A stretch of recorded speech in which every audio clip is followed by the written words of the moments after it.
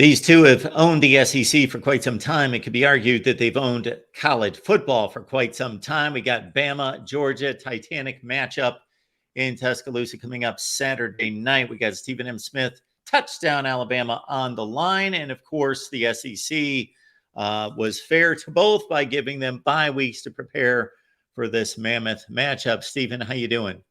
Doing great, Mark. Like you mentioned, mammoth matchup this weekend in Tuscaloosa. ESPN's College Game Day will be in attendance. Huge matchup between Kirby Smart and Kalen DeBoer, and the first time in the Kalen DeBoer era on Saban Field. So Saturday will be electric. So, of course, they got together in the SEC championship game. Nick Saban's second to last game on the sidelines for the Tide, and Alabama able to pull off the upset. In talking to Alabama players and hearing from Kalen DeBoer on Monday, what are your initial thoughts about their mindset going into this one? The mentality of just being able to not just play at a high level, but prove a lot of people wrong that are doubting them in this football game. Of course, the point spread by Vegas is 2.5 in favor of Georgia. Kalen DeBoer took that as an opportunity to share the length, let all naysayers know mentality that was started last year in the final year of Coach Saban being the Alabama head football coach, but it has carried over into the Kalen DeBoer era. So Kane Womack talked about yesterday, the defensive coordinator for Alabama.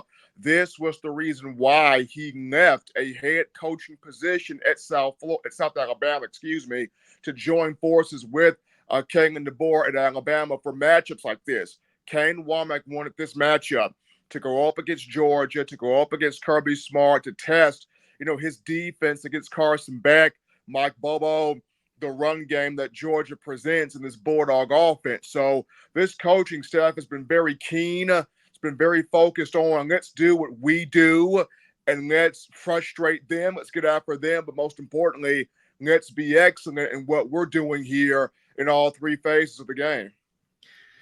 Kentucky, not a great football team, but they've got plenty of future NFL players on that side of the ball, especially on the defensive side. And obviously, they were able to stymie Georgia and really muscle up and give them all sorts of issues along the offensive front. Bama obviously has the capabilities of doing the same. They do. You go back, you look at that Kentucky game, you saw a lot of A-gap blitzes, B-gap blitzes, guys flying to the ball. Georgia couldn't really establish any type of tempo, any type of a rhythm. Carson Beck was definitely effective back there in the pocket. If Kentucky had an offense, that could have been a much different story because that defense played its tail off, really giving Carson Beck fits, Georgia's offense fits. Georgia came away from that game with a lot of players banged up, including a couple of guys that will not play against Alabama, including offensive guard Tate Ratledge at 6'6", 312 pounds. Ratledge, a former first-team All-SEC performer a season ago, won't play in this matchup for the Dogs due to having the tightrope surgery done on his left ankle. So Kentucky was able to get after Georgia a little bit, and Alabama has players on the defensive front that can do the same thing. The main question here, Mark, will be how creative is Kane Womack in this defensive play calling, not just to get after Carson Beck, but to also make sure that those guys up front discipline and containing the outside edge there in the run game. Bama coming off two games in which they played decent opponents. South Florida was in the game against Miami into the second half before getting blown out, and Wisconsin, the jury's still out, but nobody expects them to seriously contend in the Big Ten. And of course, Bama put down the wood in the fourth quarter against South Florida, and it was more of a steady climb against Wisconsin and putting that game away 42-10. How would you rank those defensive showings by the Tide? I look at this. I look at against South Florida, you give up 108 yards to Byron Brown, the quarterback running there. There were some moments where Alabama had a lot of busted coverages, and if South Florida had a quarterback that's really carving you up accurately.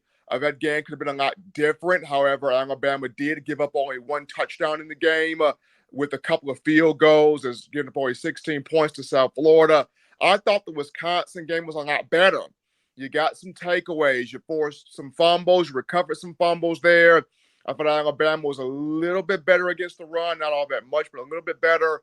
You only give up one touchdown and a field goal, 10 points. So we saw improvement for Wisconsin from the South Florida game.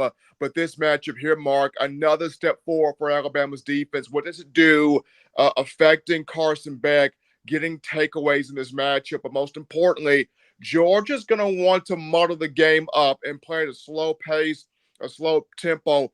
Can you speed up Georgia's tempo, make them a bit more uncomfortable than what they want to be? That's going to be a big question there. I was checking out some numbers.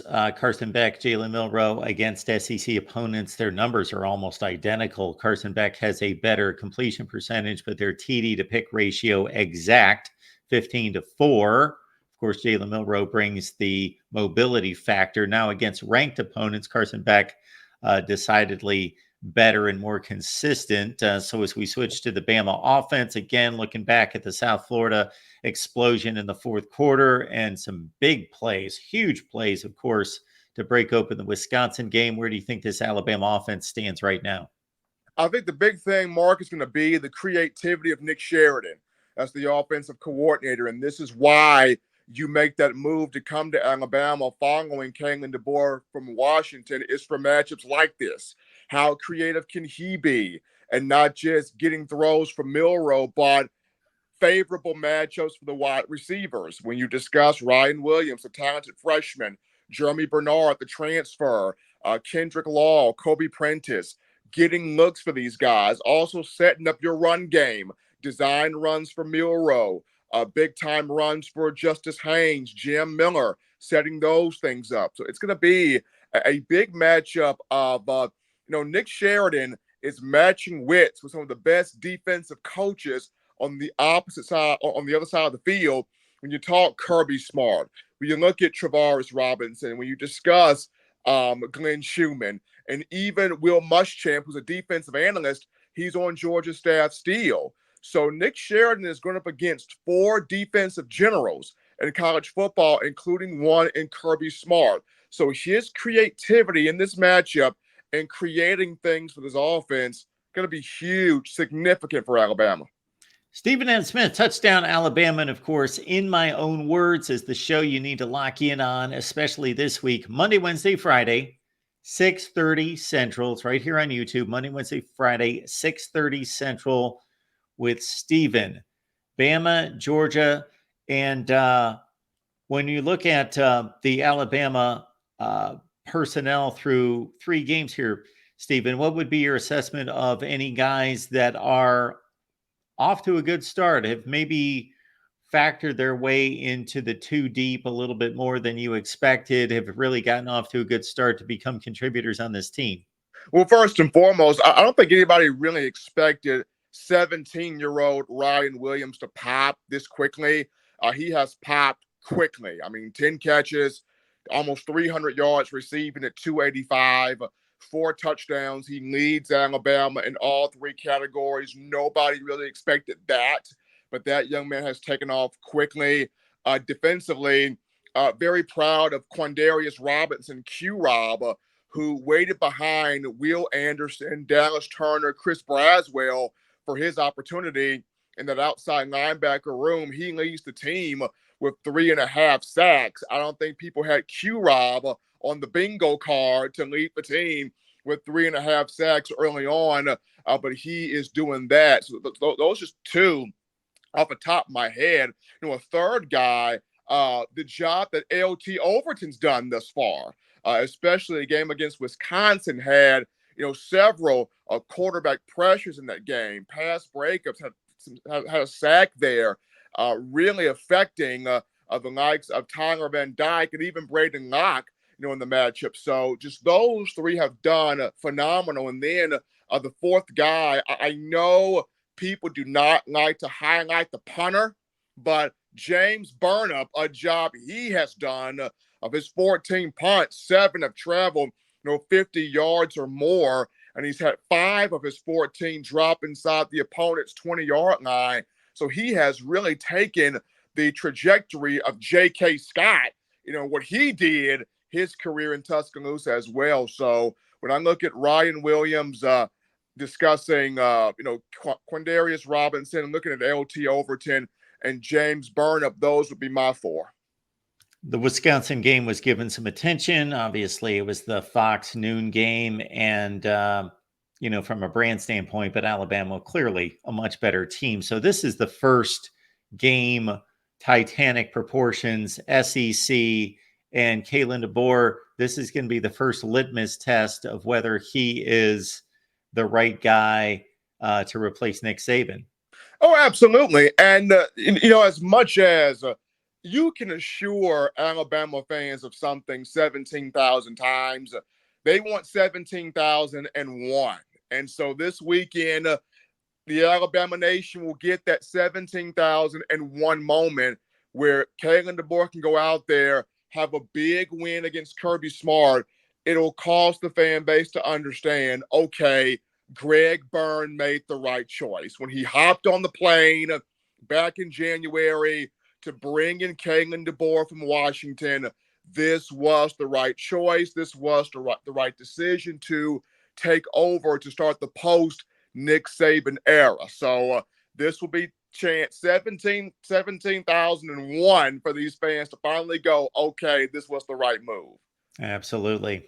Alabama has owned this series, but that was Nick Saban's Alabama. We shall see Kalen DeBoer against Kirby Smart. Kirby Smart 7-1 coming off bye weeks at Georgia. Stephen M. Smith, Touchdown Alabama, of course, joins Stephen every Monday, Wednesday, Friday, 6:30 Central, right here on YouTube. Hit the like button on your way out. Subscribe here at the Voice of College Football. Stephen, enjoy this one. I know you'll take it in. Hopefully get yourself something good to eat, and then you can settle in and watch 2 of the best football teams in America go at it. You know what? I will do that, Mark. And I got to say this. Since the Kalen DeBoer era has started, the cuisine has stepped up. So I got to give DeBoer credit for that. He has stepped the cuisine up. So definitely looking forward to what's on that buffet menu this weekend. I know that counts for you. Everybody else is looking for the big W. So that's what matters to them. But Stephen, always appreciate you and good seeing you. So enjoy this one. Absolutely, Mark. I appreciate it.